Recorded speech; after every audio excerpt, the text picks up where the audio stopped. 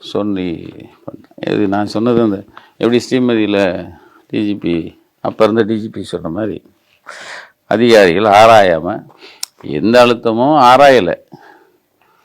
மனசாட்சிக்கு ஒரு ஒரு கட்டுப்பட்டு சில எந்த ஒரு வேலையும் செய்வாங்கல்ல, அதெல்லாம் அடவு வச்சாச்சு, ரொம்ப நாள் ஆச்சு. எந்த அழுத்தமோ தெரில, இவங்க போகிற போக்கில் இவங்க கொளுத்தி விட்டு போயிட்டாங்க. இந்த 2 பேர் சாவுக்கு போன பரதேசிங்க. ஏன்னா கள்ளச்சாராயத்தில் செத்தாங்கன்னு சொல்லியிருந்தா ஒருவேளை தண்டரா போட்டிருந்தா ஏதோ ஒன்று ஒரு ஏதாவது உயிருங்கிறது எல்லாருக்கும் ரொம்ப சாதாரணமாகி போச்சு. இப்போ இன்னைக்கு இந்த நேரத்தில் நான் பேசிகிட்டு இருக்கேன். இப்போ 69 தொற்றுச்சுன்னு சொன்னாங்க. 69 காலி. வருத்தம், இது வருத்தப்பட்டு சாதாரணமாக சொல்ல முடியாது.